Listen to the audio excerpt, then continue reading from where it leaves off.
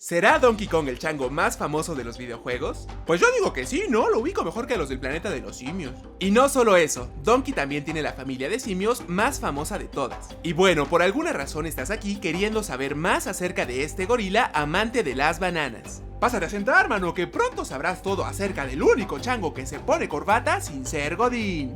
Hola, yo soy Sol y Bolita. Y yo soy Sol y Bigote. Y juntos somos invitados de Atomic KO.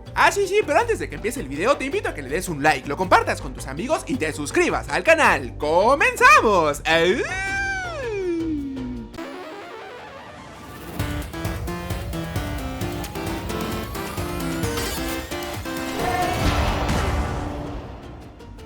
El creador de Donkey Kong es el famosísimo Shigeru Miyamoto, el Shixi pa' los cuates, quien también se encargó de crear otros personajes clásicos que se han vuelto parte de nuestras vidas.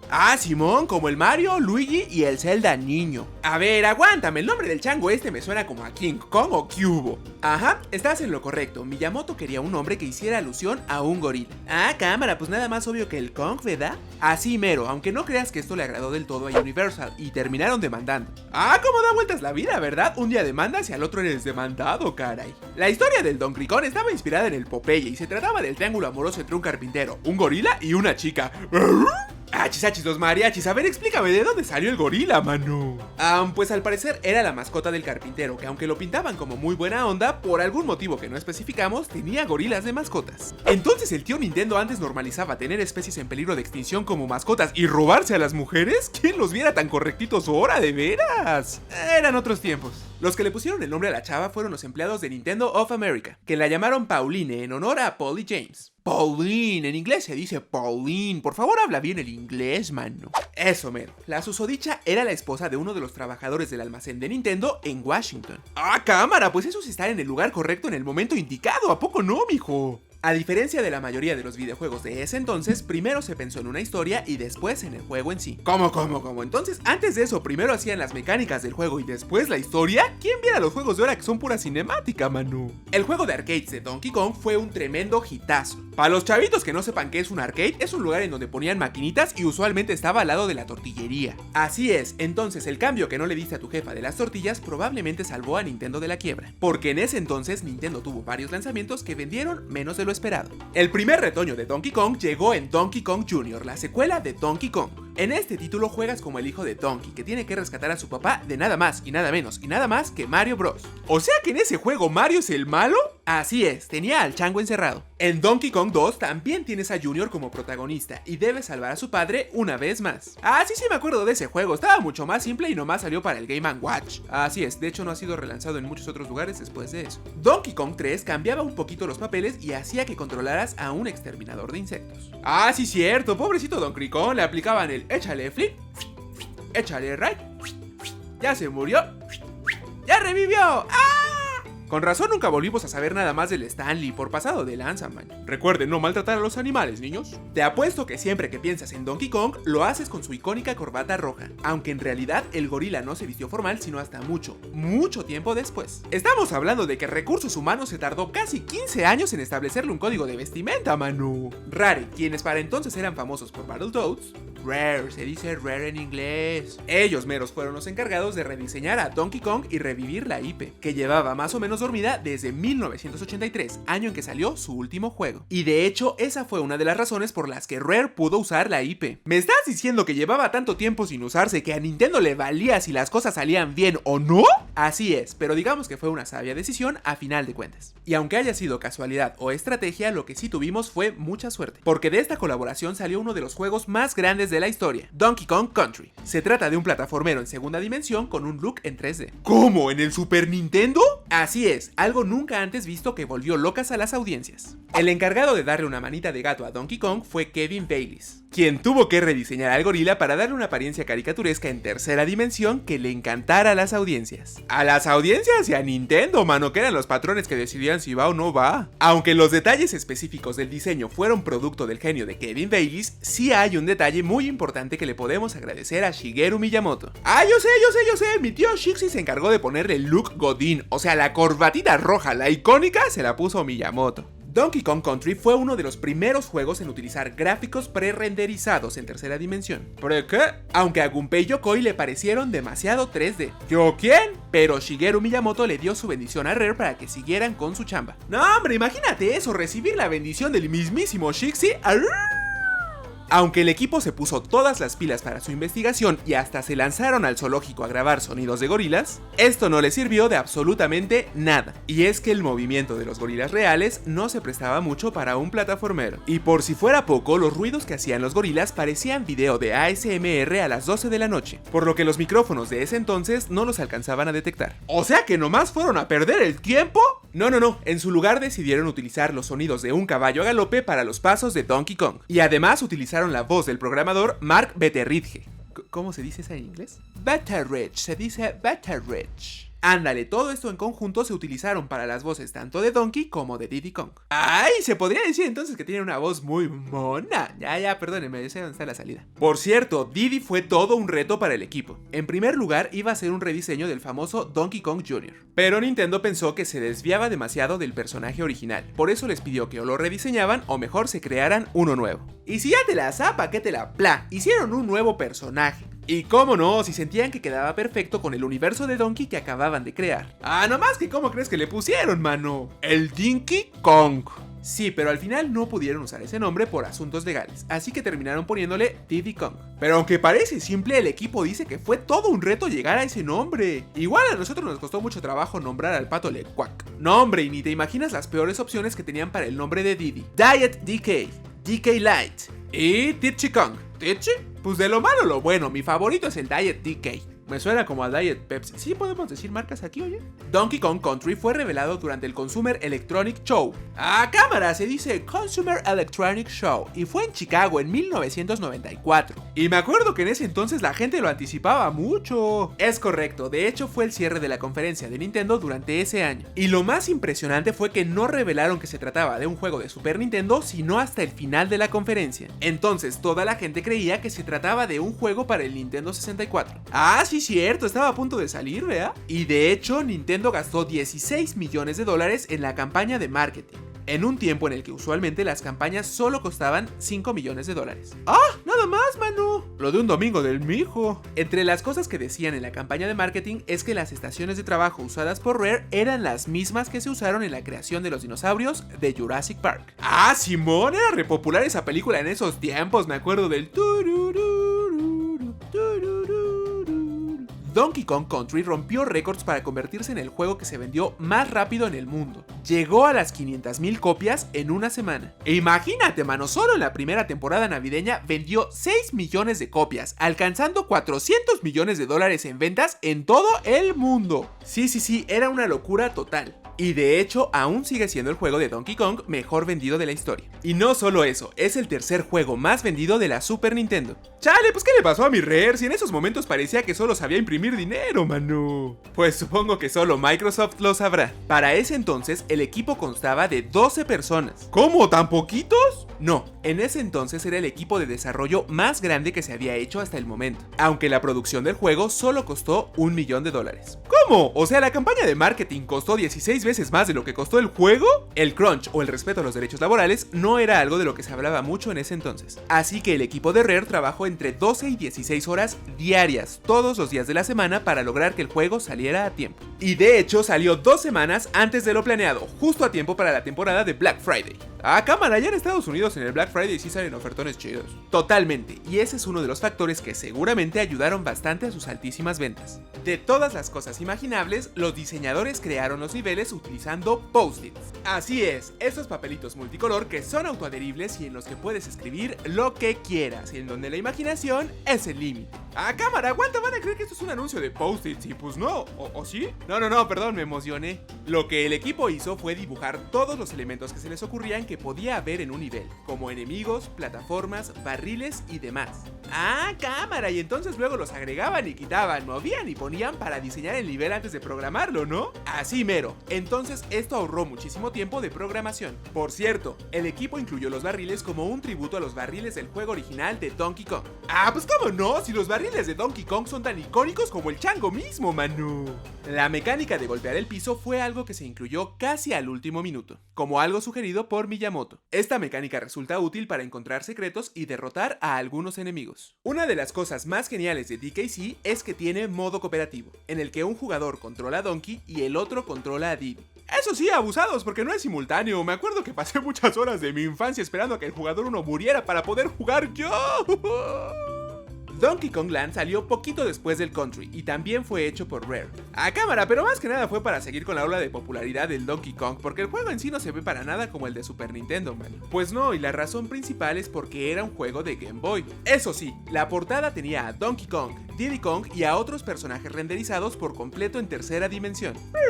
¿Aló, policía? Detecto publicidad engañosa por aquí. No, aguanta, en realidad el juego fue muy bien recibido por la crítica, porque traducía el gameplay del juego de Super Nintendo satisfactoriamente, aún a pesar de las limitaciones del Game Boy. Donkey Kong Country 2 salió solo un año después, en 1995. ¡A cámara! Pero tenía 52 niveles, mano. No sé cómo lo hizo Rare para trabajar tan rápido, pero de que lo hizo, lo hizo. Este juego introdujo a un nuevo personaje a la familia Kong, Dixie Kong, quien era amiga de Diddy Kong. Donkey, Dinky, Diddy, Dixie, pues como que no tienen mucha imaginación para los nombres, ¿no? Por cierto, aunque todos se llaman Kong, al parecer no todos tienen un parentesco consanguíneo. De hecho, Donkey Kong y Diddy Kong solo son amigos, no es ni su sobrino y mucho menos su hijo, como muchos creen. A cámara, esas amistades están raras, oye. Pero ahora que lo mencionas sí tiene sentido, porque claramente Diddy es un mono araña y Donkey pues es un gorila, ¿no? Aunque casi nadie se acuerda de esto, el subtítulo del juego es Diddy's Conquest. No entiendo por qué esto es un dato interesante. Pues porque quisieron hacer un juego de palabras con conquest, que significa conquista. Pero obviamente solo le entiendes si hablas inglés como yo. No, pues la neta no sé qué tan bien se logró eso, ¿eh? Después de las quejas de los jugadores veteranos que decían que el primer juego estaba muy facilón, Rare decidió hacer este más difícil. En consecuencia, algunas reseñas del juego decían que era demasiado difícil para jugadores más jóvenes. Hombre, pues unas por otras, ¿verdad? Nadie se le tiene a gusto con todo. Esta vez tienes que rescatar a Donkey Kong, que fue secuestrado por el malvado King K. Rool. Cámara, es un juego de palabras, se lee cruel como cruel en español. A la popularidad de Donkey Kong le siguió todavía otro título, también para el Super Nintendo, Donkey Kong Country 3, Dixie Kong's Double Trouble. Así, con el signo de admiración y todo. Este título introduce todavía otro personaje de los Kong llamado Kiddy Kong. Y sí, como su nombre lo indica, es un bebé. Cámara, entonces entiendo que hay cambiador para bebés en este juego. 5 de 5 bigotes. No lo sé, pero es el primo bebé de la pobre Dixie Kong, que tiene que hacer de niñera mientras rescata a Donkey Kong y a Diddy Kong. Cámara, pero si estaba muy joven para tener tantas responsabilidades, oye. Diddy Kong Racing, uno de los más grandes juegos de karts jamás hechos, salió en 1997, aún en la ola de popularidad de los Donkey Kong Country. A cámara, sí me acuerdo del tune.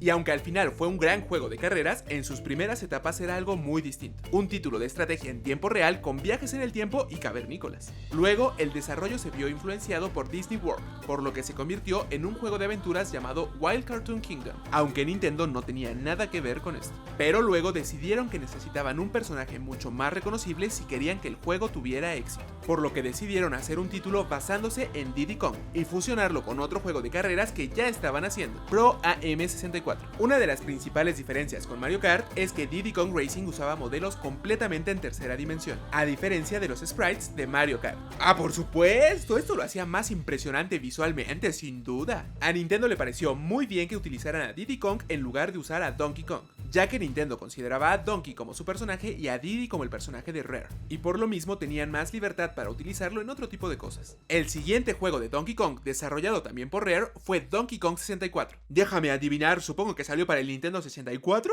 Así es, su nombre lo indica. Este fue el primer juego en verdadera tercera dimensión de Donkey Kong. Una vez más, King Krul ha dedicado su reinado a secuestrar monos, y tu misión, si decides aceptarla, es rescatarlos de este malvado lagarto. Y lo más chido de este juego que me encantaba es que una vez que los rescatabas podías usarlos durante toda la aventura. Simón, y habían hasta 5 personajes jugables. Desarrollar para el 64 no era lo mismo que desarrollar para el Super Nintendo. No, pues cómo va a ser lo mismo si eran diferentes consolas. Pues eso es lo que dije, pero para este momento Rare ya tenía mucha experiencia porque había hecho Banjo-Kazooie y ya había trabajado en Banjo-Tooie. Sin embargo, los personajes en sí tuvieron que hacerse desde cero, ya que las herramientas involucradas no eran compatibles con polígonos, que era lo que requería el 64. Aún así, hay algunas partes que se reutilizaron de juegos anteriores. ¡Ah, Simón! Como la textura del interior de la boca de los Kong. No te voy a preguntar cómo es que sabes ese dato. Y aunque este no es exactamente un easter egg porque es necesario para completar la historia, dentro de Donkey Kong 64 encontrarás las versiones completas de Donkey Kong original y el juego de Jetpack. Ah, esos también eran de Rare. Famosamente, Shigeru Miyamoto se horrorizó al ver a Donkey Kong disparar una escopeta realista en el juego. Cámara, pero tranquilos, esa escopeta nunca iba a estar en el juego, se trataba más bien de un recurso temporal solo para mostrar cómo sería el gameplay. Sí, pero el horror de Miyamoto fue tal que dibujó una pistola de cocos justo en ese momento para que la usaran en el diseño del juego. Pues es que también, ¿cómo le andan enseñando escopetas a mi tío Shixi? Parece que no lo conocen, por favor. La música fue compuesta por el famoso Grant Kirkhope. Ándale, esa sí te salió. Pues claro, porque él también hizo el soundtrack de Banjo-Kazooie. Por eso la música tiene un vibe mucho más de banjo que de las pistas de Donkey Kong Country. Donkey Kong 64 fue el primer juego en requerir el Expansion Pack. ¿Qué? ¿La cosita esa roja que le ponías al Nintendo? Así es, era un accesorio que aumentaba la RAM de la consola y de hecho muy poquitos juegos la utilizaron. Simón, yo nomás ubico que la usaba el Donkey Kong y el Majora's Mask. Y por cierto, hay tantos coleccionables en este título que hasta tiene un récord Guinness como mayor cantidad de coleccionables en un juego. Pues es lo que yo siempre le digo a los mijos, si vas a hacer algo, hazlo bien, man. Para ese entonces, Nintendo tenía el 49% de Rare, haciéndolo un second party de Nintendo. Todos y cada uno de sus juegos se hacían y publicaban para consolas de Nintendo. Chale, yo creo que nadie se imaginó lo que iba a pasar en el 2002, man. En un movimiento inesperado, Nintendo se rehusó a comprar lo que faltaba de la compañía. O sea, si no me fallan mis cálculos, el otro 51%. Así es, por lo que Microsoft lo compró en su lugar por $375 millones. Y de hecho, como dato curioso, al comprar Rare, Microsoft pensó que también estaba comprando los derechos de Donkey Kong. No, pues qué pasotes con esos taconzotes, están chavos. Después de la adquisición, y a pesar de su popularidad en los años 90 e inicio de los 2000, Rare nunca volvería a ser la misma. Tristemente todo cambió cuando la nación del Microsoft atacó. ¡Ay! Después de la venta de Rare, Donkey Kong entró en una pequeña pausa técnica, en la que decidían qué harían con el personaje y quién podría darle algún giro al gameplay. Y la respuesta a eso fue el Donkey Konga, que salió en el 2003. Ya lejos habíamos dejado a los plataformeros, sea en segunda o en tercera dimensión. Y es que Donkey Konga es un juego musical desarrollado por Nintendo, en el que famosamente necesitas 2 tambores para jugar. Y sí, el equipo que desarrolló Donkey Konga también desarrolló Taiko no Tatsuji. Con razón tenían tanta experiencia con eso de los tamborcitos. El juego vendió alrededor de 1 millón de copias, por lo que podemos decir que tuvo una buena recepción, considerando que era un poco más caro que un juego normal, porque venía con unos grandes tambores de plástico. ¡Bongos, mano! Se llaman bongos. Baila capibara, la emotiza insana. Y aunque tuvo 2 secuelas, cada una de ellas tuvo peor recepción. ¿Pero cómo? Si te permitía reutilizar tus bongos. Misterios de la vida. Y aunque existieron algunos otros juegos, no fue sino hasta el 2010 que Donkey Kong volvería a tener un motivo para golpearse el pecho y gritar.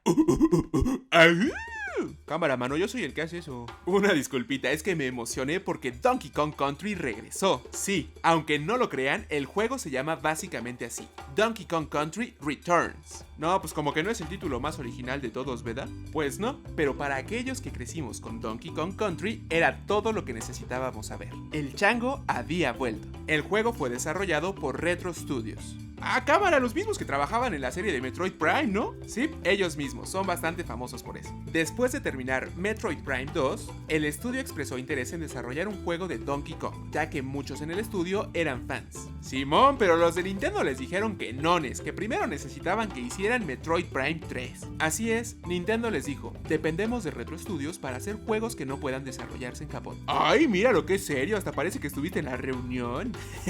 Pues es que eso fue lo que les expresó el productor de Nintendo, Kensuke Tanabe, en ese momento. Pero una vez que acabaron Metroid Prime 3 Corruption, hasta parece que el destino se les alineó, mano. Así es, varios desarrolladores dejaron Retro Studios y Tanabe no sabía qué dirección tomaría después. Hasta que mi tío el Shixi se acordó de Donkey Kong y quería revivirlo. Entonces le preguntó a Tanabe si sabía de algunos buenos desarrolladores que pudieran sacar la chamba. Y así fue como el proyecto cayó en manos de Retro Studios, pues Tanabe-san sabía lo apasionados que eran por Donkey Kong. Y sí tenía razón el don Tanabe, y es que ya había trabajado en la localización de Donkey Kong Country para el Super Nintendo. Y además tenía confianza en las habilidades, porque mira que los devs de Retro Studios son unos monstruos cuando se trata de Donkey Kong Country. En una de las primeras reuniones entre Retro, Satoru Iwata, que Diosito lo tenga en su santa gloria, y Miyamoto, Iwata dijo que sentía un buen Goen. ¿Un buen qué? Goen es una una palabra un poco difícil de traducir, pero que básicamente quiere decir destino. Por eso, Retro Studios decidió bautizar al proyecto con el nombre código F8. ¡Ay, qué bonitos! Es que F8 suena a Fate, o sea, destino en inglés. ¡Qué cursis me salieron, de veritas! ¡Los amo! ¡Au! En algún punto, Miyamoto le dijo a Retro: Donkey Kong es mi bebé, perro, así que más vale que lo hagas bien. ¡Ay, cámara! ¿A poco así les dijo? Bueno, a lo mejor sin la intensidad, pero sí, es la idea. Menos mal que sí lo hicieron bien, oye. Para distinguir este título de los demás, Donkey Kong Country Returns permite el juego simultáneo, y en lugar de que tengas que esperar tu turno, se puede controlar a diferentes personajes al mismo tiempo. Y lo mejor de todo es que no chocan entre ellos, por lo que no tienes que pelearte con tus amigos que te tiran al vacío. ¡Cámara, te estoy viendo, New Super Mario Bros! Desde el inicio, el equipo le echó muchísimas ganas a las gráficas, pues era una de las razones por las que el famoso Country era recordado. Pues cómo no, Retro no iba a querer quedarse atrás, y por fortuna lo lograron, con algunas escenas muy coloridas y memorables, como los niveles de silueta. Ah, deja tú las siluetas, mano. El personaje principal tiene cerca de 2000 animaciones en el modo de un solo jugador y más de 6000 en el modo multijugador. ¡Es impresionante! Ya que la música original es increíblemente icónica, Iwata no quería que se le hicieran muchos cambios. Es por eso que el juego más bien depende de arreglos y tiene poca música completamente nueva. Aguanta, pero esto no está mal, ayuda mucho a mantener el mismo feeling del juego clásico. Eso que ni qué, mi estimado Bigotes. El compositor original, David Wise, no estuvo invitado a la fiesta, ya que todavía estaba trabajando para Rare cuando el juego estaba en desarrollo. No hombre, pero en cuanto dejó Rare, el equipo le dijo que le encantaría trabajar con ellos en una secuela. A la fecha, y entre sus dos versiones, el juego ha vendido unas 6 millones y medio de copias. ¡Hala! No está nada mal para ser un plataformero en la era moderna. Pues imagínate qué tan bien le fue para que Nintendo ordenara una secuela. Déjame adivinar cómo se llama. ¿Donkey Kong Country Returning from the Return? ¿Qué? No, se llama Donkey Kong Country Tropical Freeze. A cámara, esa sí no me la esperaba, pero ¿qué hace cuánto se lanzó eso? Fue en el 2014 y hasta el momento no ha habido más juegos nuevos de Donkey Kong. ¿2014? Pero si eso fue hace más de 8 años, no puedo creerlo. El Donkey Kong ha de estar ahorita como: Nintendo, ¿por qué me has abandonado? El juego salió originalmente en Wii U en 2014. Ah, pero sabiamente Nintendo decidió hacer un port para Nintendo Switch que salió en el 2018. Y esta vez la música sí es del David Wise. Así es el compositor original de los juegos de Super Nintendo, por si ya se les había olvidado. El modo fácil del juego se llama Funky Mode, en el que controlas, obviamente, a Funky. Además de Diddy Kong y Donkey Kong, también puedes usar a Dixie Kong y a Cranky Kong. ¡Cámara, cámara! Ya casi me reúnen a toda la familia otra vez. Aun y cuando no han habido juegos nuevos, esa no fue la última aparición de Donkey Kong en los videojuegos. Es casi siempre un personaje jugable en la gran variedad de spin-offs de Mario. Puedes encontrar a Donkey Kong en Super Smash Bros. A cámara, pero ahí básicamente están todos los personajes más importantes de Nintendo y otras franquicias. Creo que hasta encuentras al Solid Snake, ¿no? Y ese es de PlayStation. Ahorita estamos hablando de Nintendo, muchachón. Donkey Kong tiene vida fuera de los videojuegos. De hecho, hubo una serie de televisión de Donkey Kong Country. Tuvo 40 episodios en total y tenía personajes que no podías encontrar en ningún otro lugar, como el Captain Scurvy. ¿Y ese quién es? No sé, pero salía en la serie. El lugar donde vivían se llamaba Congo Bongo, y Diddy Kong y Donkey Kong debían proteger al coco de cristal del malvadísimo King K. Rool. Cruel, se le dice cruel. Desde luego, King Cruel quería usar el coco para gobernar todo Congo Bongo. Allá párale, mano, no quiero saber más, la neta. A ver, pero aguántame, yo me acuerdo que el Donkey Kong también la hacía de villano. Era en una película toda gacha, ¿cómo se llamaba? Pixels de Andy Samberg. Ah, ni me la recuerdes. Bueno, Donkey Kong salía como el personaje original de los arcades. ¿Cómo fue que mi tío Shixi no defendió aquí a su hermosa creación, oye? Ah, pero entonces la nueva película de Illumination Studios de Super Mario Bros. Movie no es la primer película donde sale el chango formalón. Pues no, pero sí esperamos que sea la mejor. Y de hecho, Donkey Kong fue rediseñado para la película. Sí, como que no se parece tanto al diseño del Country, se parece más al diseño original. Ay, míralo, quien te viera ya calificando diseños, my friend. Y en inglés, Donkey Kong tendrá la voz de Seth Rogen. A ver si le sale chido el... Y aunque hemos visto muy poquito de la película, sí sabemos que Mario y Donkey Kong van a pelear en un coliseo que se ve sospechosamente idéntico al primer nivel del juego de Donkey Kong. ¡Es bellísimo! Aunque nadie sabe quién fue el primero en decir "It's on like Donkey Kong". pero lo que es un hecho es que esta frase llegó para quedarse. A cámara, pues viene del juego de Donkey Kong y se dice cuando quieres retar a alguien o algo grande está a punto de suceder. It's on like Donkey Kong. ¿Viste cómo lo dije? ¡Y listo! 107 datos de uno de los más famosos simios de toda la historia. No digo el más famoso porque pues después de todo existen King Kong y el Harambe, ¿no? ¿Te sabías todos estos datos? ¿Hay algo que nos faltó? Y aprovechando, cuéntanos tus mejores historias acerca de este gracioso gorila en los comentarios. También dinos qué es lo que más te gusta del chango marango, Manu. Además, no te olvides de darle like al video, compartirlo, suscribirte si no lo has hecho y presionar la campanita para estar al tanto de las novedades. Yo soy Sol y Bolita. Y yo soy Sol y Bigote. Invitados de Atomic KO. ¡Hasta la próxima! ¿Cómo ves, mano? ¿Le damos 5 de 5 bigotes a este video o qué hubo? Yo digo que sí nos quedó chido, ¿no?